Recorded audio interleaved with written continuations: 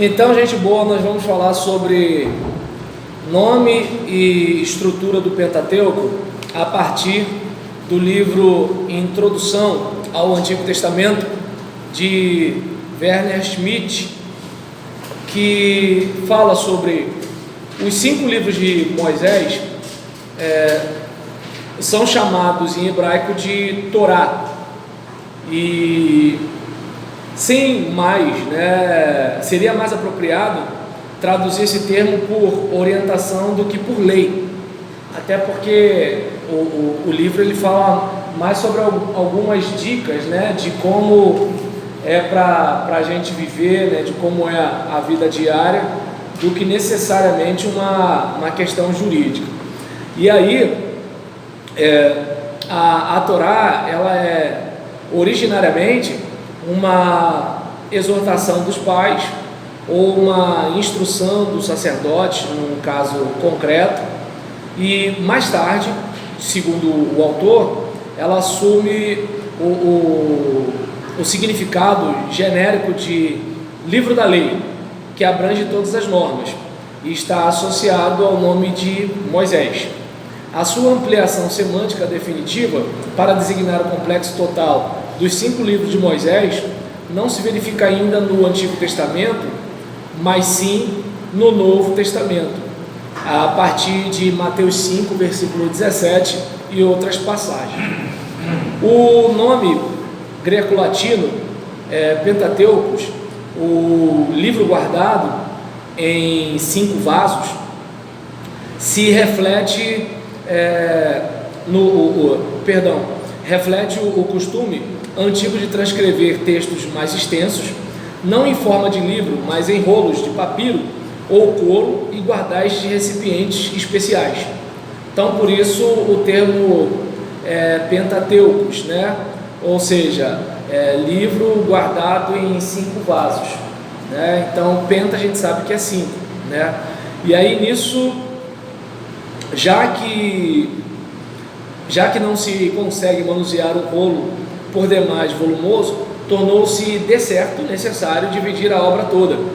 A divisão em 5 partes deve ter ocorrido relativamente cedo. Ela já se encontra na Septuaginta, ou seja, a tradução grega do Antigo Testamento, que aconteceu lá no 3º século a.C. e ocasionou mais tarde uma divisão correspondente do Saltério em 5 livros. E aí, nomes formados de modo análogo, como Tetrateuco, livros de Gênesis a Número, ou Hexateuco, de Gênesis até Josué, correspondem a determinadas teorias sobre a extensão original e, com isso, sobre o segmento destas obras literárias. Assim, o conceito hexateuco se baseia na tese de que o livro de Josué fecha o Pentateuco, como nós falamos no encontro anterior. Não sei se vocês lembram disso. E aí nisso, deixa eu ver aqui, em contraposição, a designação Tetrateuco pressupõe, com razão, uma certa autonomia do 5º livro de Moisés em relação ao complexo dos 4 primeiros. E aí o Pentateuco ele é determinado por um entrelaçamento estreito entre narrativas e mandamentos. No início, predomina um estilo narrativo, onde só esporadicamente se inserem ordens culticas. Gênesis 9, 17, Êxodo 12, e a partir de Êxodo 20, no entanto, preponderam os trechos referentes às leis. Contudo, também as leis não se compreendem como atemporais, mas se encaixam no quadro histórico amplo, fazendo parte da autocompreensão histórica de Israel. Então, de acordo com esse pesquisador, aquelas orientações que são dadas naquele período são orientações que têm o seu valor, o seu sentido muito forte para os leitores originais, e eles são bastante relacionados àquele momento em que surge a nação de Israel, em que ela é constituída. E aí onde entra, às vezes, o problema do intérprete das Escrituras, porque ele olha para aquele texto sem fazer a devida ponte com o nosso tempo. Você, como intérprete das Escrituras, você vai ao mundo da Bíblia, mas você traz aquelas orientações para o mundo das pessoas. Então, se você trouxer a cultura de lá para cá, você vai causar um problema. Eu gosto muito de usar o exemplo, que nem teve uma discussão na minha igreja sobre a questão de contexto. Porque os pregadores falam muito de contexto. O que é o contexto? Porque a questão é o que a Bíblia diz. Aí eu cheguei e falei, para os irmãos, falei, olha, Jesus fala que se determinada parte do seu corpo te faz pecar, é para você arrancar. Quem faz isso? Entende? Então a gente, ou seja, ali a gente tem uma certa intuição que não deve ser bem assim. E se não tem a intuição, é por uma questão de preservação mesmo. Mas assim, é importante a gente, como pregador, a gente ter esse cuidado, como ensinador cristão, como professor de escola bíblica, de ter esse cuidado de não chegar e fazer algumas afirmações de uma época tão distante, de um lugar tão distante geograficamente, de uma língua tão distante da nossa.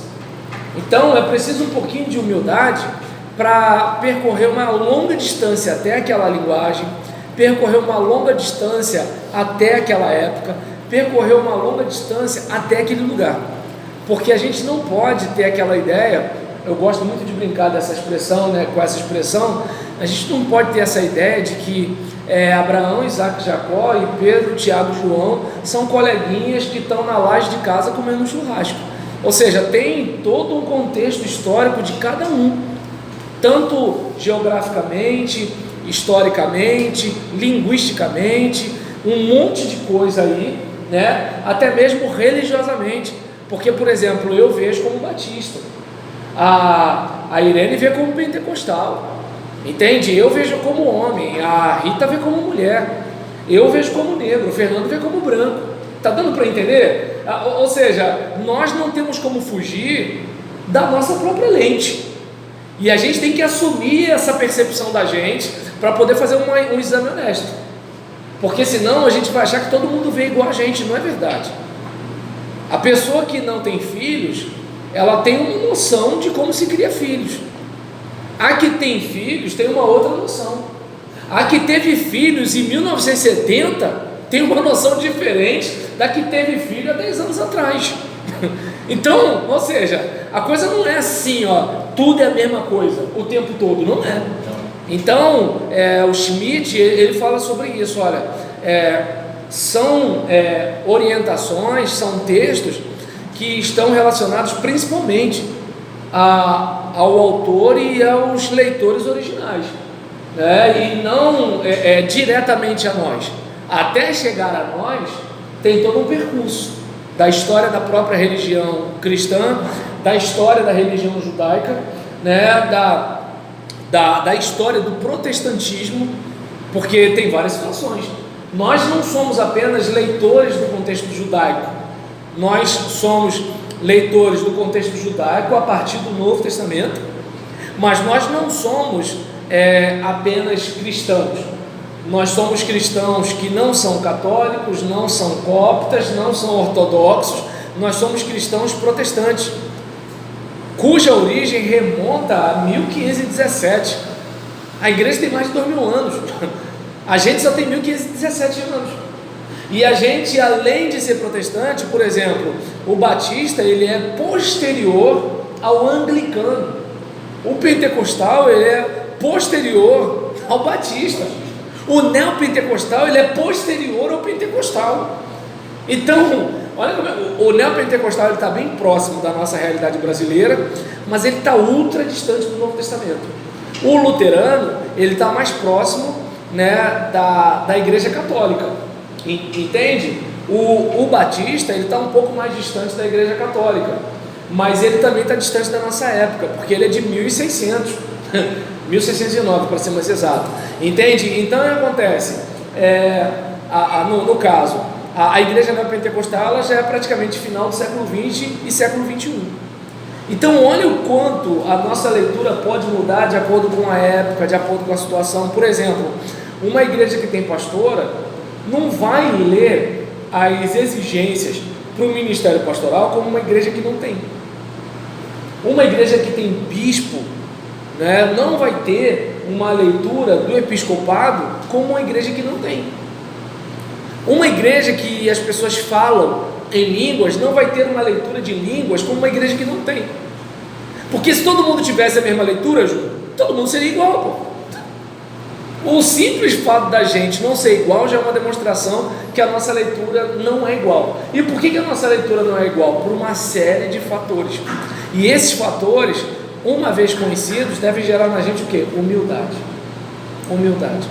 É como aquele caso, um pai que não tem uma criança com síndrome de Down, ele não tem um repertório para conversar com o pai que tem.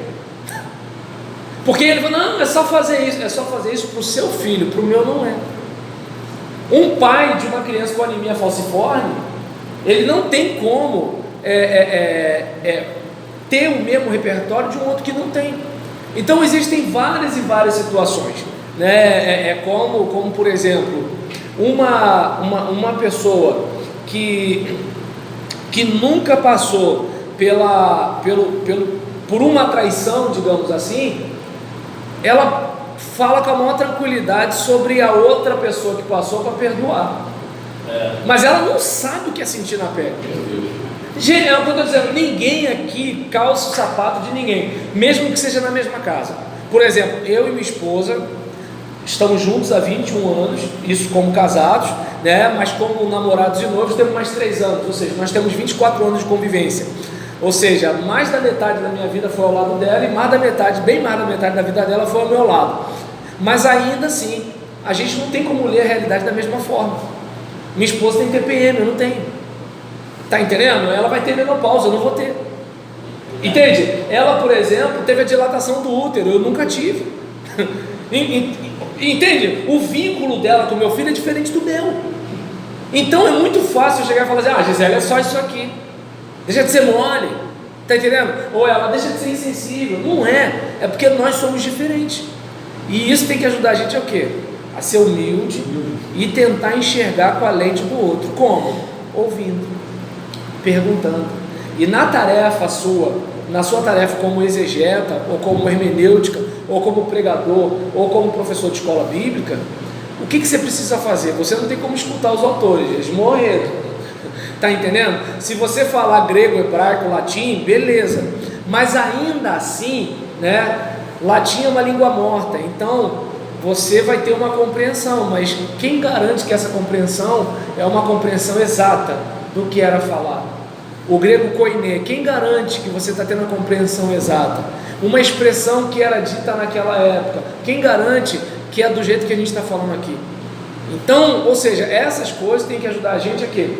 Vamos gastar um dinheirinho com comentário bíblico, vamos gastar um dinheirinho com analítico, com dicionário, vamos gastar um dinheirinho, né, fazendo uma aula extra, uma aula eletiva, vamos, né, ouvir gente que entende sobre o assunto, que pode falar alguma coisa sobre textos difíceis, e ainda assim, a gente ainda vai estar numa caminhada. Só tem um tipo de gente que vai ter certeza de tudo das escrituras, o ignorante, porque o estudioso, ele sabe que assim, tem muita coisa para caminhar. Tem muita coisa para fazer, né? Eu vi você olhando para lá, pensei que tinha acabado a hora. Você fala de cultura, ela está ligada até a vestimento, não era aceita há anos atrás. Algumas igrejas não aceitavam mulher de calção preto. E vamos e venhamos, vamos pensar o seguinte, digamos, jogar futebol, eu até entendo a igreja ser contra, pelo fato de não ter futebol na Bíblia, mas agora, em relação a questão de, eu entendo, eu não disse que concordo, calma, tá um olhando para o outro, gente, né, rapaz, a igreja é uma benção, né, o que estraga são as pessoas, né, aí nesse caso, em relação a essa situação, né, da bola, eu até entendo, eu tenho dificuldade de entender a questão da roupa, por quê? Primeiro, todo mundo usava túnica, ou vestido, agora não lembro a palavra exata, mas assim, não existia calça comprida. O que está sendo dito é que a mulher não deve usar a roupa que o homem usa. Aí, o que a gente deveria fazer? Ir lá e tentar pesquisar o que significa lá roupa de homem e roupa de mulher. Por exemplo, dá para você pegar a calça, hoje não tem mais isso, né? Mas pela idade de todo mundo que está aqui, todo mundo aqui conheceu a calça lycra, né? Então imagina a cena, né, do marido pegando a calça lycra da mulher. Hoje pegaria, mas naquela época não. Então, hoje pegaria. Então o que acontece? É tudo calça comprida, mas não é a mesma coisa, entende? Então, digamos, imagina, hoje tudo bem, hoje usaria, mas imagina um homem usando baby look há um tempo atrás, não usaria. Por quê? Porque essa roupa, ela sinaliza, né, feminilidade ou masculinidade. Por exemplo, em relação, né, a questão até mesmo, né, de lésbicas, algumas fazem o quê? Elas usam roupas que sinalizam um ar de masculinidade, entende? Ou seja, tá todo mundo criticando a Damares por causa do negócio de menino veste azul e menina veste rosa, mas o que tem de pessoas homossexuais que vestem roupas que dão a impressão de um gênero diferente do seu, isso fazem. Por quê? Porque já está incutido na cabeça da gente. Por que não é adequado, né, uma garotinha de 4 anos ficar botando frente única e shortinho curto? A menina não tem corpo, mas aquela roupa, tem corpo, vocês entenderam, né? Mas aquela roupa, ela mexe com o imaginário fantasioso sexual masculino. Essa é a questão. Ou seja, é um corpo de criança. Mas aquela roupa, tanto que por que as donas compram lingerie? Né? Então, assim, fica a dica também, né? Tem marido que fica andando com cueca furada, né? Brincadeira. Depois reclama que o diabo tá prejudicando o casamento. Mulher, não, já demorou. Não entendi. Não entendi. O que acontece? Mulher tem uma preocupação com lingerie, né? Homem é um rapaz. Aí nesse caso, observa bem. Aí o que acontece? Por exemplo, se a gente for observar, né, assim, por que a preocupação com a lingerie? Porque aquela roupa remete a uma fantasia, independentemente se o corpo está de acordo com a modelo da revista da Demilos. Entende? Ou seja, é preciso que o cristão tenha preocupação. O povo para onde vocês, a terra para onde vocês vão, o povo vive de qualquer jeito. Vocês não. Para Deus, homem é homem, mulher é mulher. Pelo menos, né, na compreensão evangélica tradicional. E aí, nesse caso, né, por exemplo, isso é importante para a gente deduzir que, em momento algum ali, está falando de calça comprida para mulher na hora do culto. Em momento algum. Entende? Então, assim, se eu fosse de uma igreja que tivesse essa regra, claro que eu obedeceria e respeitaria, né? Como por exemplo, se na sua igreja não se usa óleo para ungir enfermos, por que você vai pegar óleo e vai levar para lá? Por que você vai chegar no seu pastor e falar assim: pastor, ora por mim? Aí vem o pastor todo feliz, mas ora com esse óleo aqui. Eu trouxe de lá, minha sogra pegou lá da igreja que o pastor trouxe de Israel. Aí o pastor: não, minha irmã, não é bem assim não. Ô pastor, não tem. Aí vai começar a discussão, problema na igreja sem necessidade. Entende? É que nem, digamos, a igreja presbiteriana que batiza criança. O batista batiza depois da pública profissão de fé. Meu filho, ele nem sabe que é pecador. Ele até mas não sabe. Então o que acontece? Como é que ele vai se converter? Se o batismo é símbolo dessa transformação, como é que ele vai se converter? E aí, por exemplo, o batista não vai fazer isso. Agora eu vou ser convidado para pregar na igreja presbiteriana e vou descer a lenha no batismo infantil. Vou pegar, por exemplo, a compreensão do batista em relação ao batismo no Espírito Santo. É o que? No momento que você se converte, você bebe do mesmo Espírito, você experimenta esse Espírito, ele é selo na sua vida, e o que você precisa buscar continuamente é a plenitude. Mas, na maioria dos casos, no ambiente pentecostal, a compreensão que se tem é que o batismo é uma segunda experiência, ou uma segunda bênção. Aí imagina, eu vou pregar numa Assembleia de Deus e vou detonar a compreensão do batismo no Espírito Santo. Entende? Então, ou seja, cada ambiente, daí aquilo que você falou lá atrás, sobre a questão do pessoal querer marchar e sapatear na igreja tradicional. Pô, quer marchar e sapatear? Vai para a igreja que marcha e sapateia. Entende? Ou seja, você não precisa necessariamente pegar naquela coisa, todo mundo tem que ser igual a mim, todo mundo tem que pensar igual a mim, todo mundo tem que acreditar igual a mim, né? Então é aquele caso, por exemplo, qual é o drama que eu entendo que a gente está vivendo hoje? Eu quero ver até se eu preparo um vídeo sobre isso. Não sei se vocês lembram, todo mundo fazendo piada que os psicólogos evangélicos estavam querendo fazer a cura gay. Não sei se vocês lembram disso. Nenhum psicólogo fez isso, mas a mídia bateu em cima, né? Tem psicólogos que ganharam uma causa com 170 mil reais das empresas Globo, porque de alguma forma macularam a imagem, né, desses psicólogos, expuseram esses psicólogos ao constrangimento, porque o que esses psicólogos queriam era ajudar as pessoas que sofriam de egodistonia. Porque aquele caso, tem aquele cara que está no armário, mas ele está querendo sair do armário, então ele está sendo orientado pelo psicólogo a quê? Como é que ele faz essa transição de um modo que ele tem um psiquismo saudável. Só que tem aquele que, por exemplo, não quer viver fora do armário, ele não se sente bem nessa prática, e ele quer viver de uma outra forma. E aí o que acontece? O psicólogo vai ajudá-lo a viver do modo que ele gostaria de viver, porque ele não se sente realizado, plenamente feliz como pessoa, dando vazão a isso. Mas aí não, ou seja, sair do armário pode, voltar não pode. E aí o que acontece?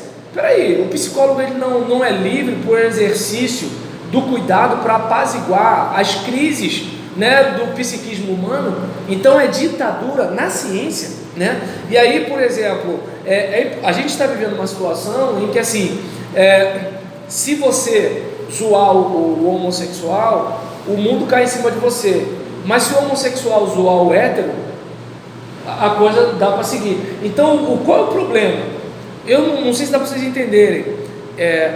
A questão aqui não é se eu sou contra ou a favor a prática homossexual. Quer ser homossexual? Seja, só não me obrigue a concordar.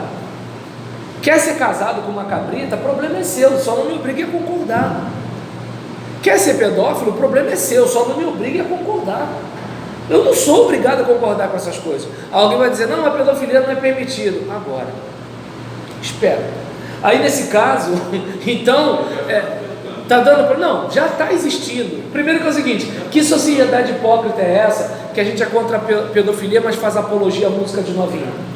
Porque não vamos pensar que novinha é menina de 18 anos não, gente, pelo amor de Deus. Então, eu não sei se dá para perceber, né, é a hipocrisia da nossa sociedade, né, que assim, a gente é contra a violência, a gente é contra a morte de inocentes, a gente é contra a bala perdida, mas a gente liga para o disque droga para entregar na porta do nosso apartamento 5 estrelas, né? Então, ou seja, o filho do pobre morre, o filho do pobre leva a bala perdida, o filho do pobre volta da igreja confundido com bandido. E aí o que acontece?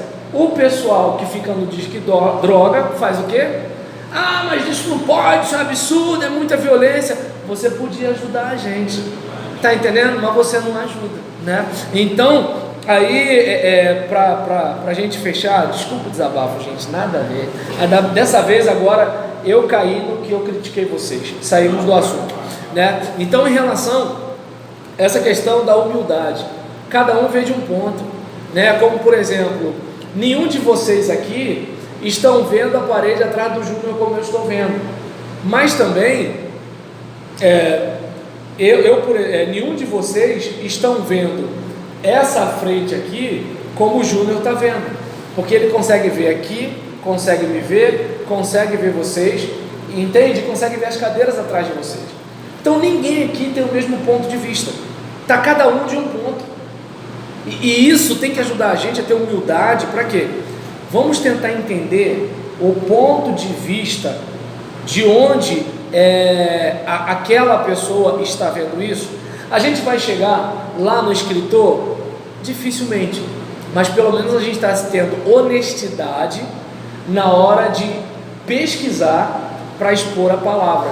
E aí a gente experimenta o milagre, que é o quê?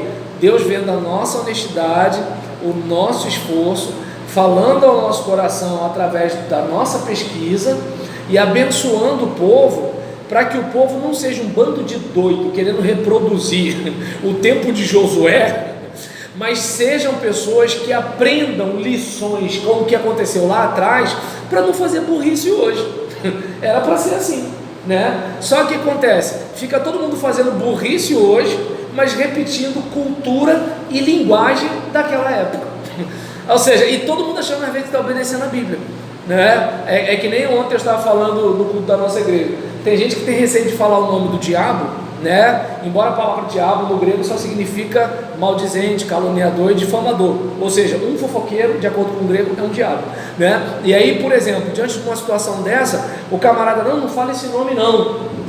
Pô, mas falar mal dos outros é pior do que falar o nome do diabo. Porque falar mal dos outros significa o seguinte: ô Satanás, vem em mim que eu tô facinho. Ué, monta aqui, pô. Tá entendendo? Roubar o clipe da empresa que a gente trabalha. Ué, é pior do que falar o nome do diabo, meu Deus do céu. Tá dando para entender? Ir para a vigília e cochilar no banheiro da igreja na hora do trabalho. Cochilar no banheiro do trabalho. Ué, gente, é pior do que... Tá entendendo? Falar o nome diabo é menos perigoso do que a treta na internet, do que a reunião secreta para pegar a cabeça do pastor, tá entendendo? Do que de repente a gente tramar um boicote a líder, né, do ministério e tal. Ou seja, o pessoal faz o pior, né? Por quê? Porque se preocupou com a cultura e não com o princípio. É que nem a tal da palavra torpe. Não pode falar palavrão, porque palavrão é palavra torpe. A palavra grega sarprós significa palavra estragada, né? E a palavra estragada não quer dizer necessariamente você falar cacetada, né? Estou dando só um exemplo bobo, mas por exemplo, você viu a Irene, rapaz? Descarada, você viu o que ela fez ontem? Não é bem assim não, Roberlão, rapaz, não abafa não. A Irene é uma sem vergonha, descarada, tá entendendo? E ela vai vir. Ué, aí eu pergunto, ele estava bem com a Irene, eu contaminei, o culto foi uma bênção. Aí a Patrícia está voltando com a Rita para casa. Poxa, que bênção, né? A Rita, você não viu não? Aquela mensagem do Fernando? Aquilo ali foi indireta o seu nome qual é? Foi indireta para o Antônio. O Fernando está mordido com o Antônio, ele falou aquilo ali escritinho, tudo que o Antônio está fazendo. Eita. Aí eu olho o negócio, eu pergunto, o que é, me diz uma coisa, o que prejudica mais? Você deu uma topada e falou uma palavra torpe, ou você voltando para o culto, falando do irmão, do outro irmão, dizendo que o irmão não está pregando, o irmão subiu ao púlpito, apenas tem mais de 200 pessoas, mas ele subiu só para implicar com o Antônio. Aí eu pergunto, onde está a palavra torpe aí? Entende como é que a pessoa, assim, ela não pega o princípio. E é isso que a gente como pregador, por que eu estou falando isso? Porque na hora que você vai pregar, às vezes parece que a pessoa fala assim, não é assim que se prega, eu nunca ouvi mensagem assim. Não, mas a mensagem não é trazer a cultura, a mensagem é trazer o princípio, a mensagem é trazer os valores. A cultura de lá está lá. Imagina, se for pegar a cultura de lá, vamos ter que ter escravo aqui hoje. Eu, hein? E aí, vou só fechar aqui o parágrafo para a gente ir embora, ou ir embora para o longe, perdão. Por um lado, a composição global dos 5 livros é concatenada por certos temas que os perpassam, como os motivos da bênção e da promessa. Lá em Gênesis 1:28, lá em Gênesis 9, Gênesis 12, Gênesis 15, né, 17 e alguns, Êxodo capítulo 3, capítulo 6, Deuteronômio 7, e assim, por outro lado, encontramos constantemente referências projetivas e retroprojetivas, onde os acontecimentos decisivos são anunciados em palavras de Deus, como em Gênesis 15, em Gênesis 46, em Êxodo 3, né, ou são resumidos em fórmulas confessionais retrospectivas, como em Números 20, versículo 15, Deuteronômio 6, versículo 20, Deuteronômio 26, versículo 5 e outras. Então, o esforço histórico todo abarca o tempo desde a criação e o surgimento dos povos, passando pelo tempo dos patriarcas e a estada no Egito e junto ao Monte Sinai até o início da tomada da terra, quando Moisés morre frente à terra prometida na Transjordânia, no livro de Moisés, né? Deuteronômio 34. E este período histórico pode ser dividido, em grosso modo, em 5 fases principais, que ao mesmo tempo compreendem os grandes complexos traditivos. E aí a gente vai estar falando, né, sobre alguns pontos, né, das histórias do Pentateuco, das tradições que a gente encontra no Pentateuco, depois do nosso intervalo.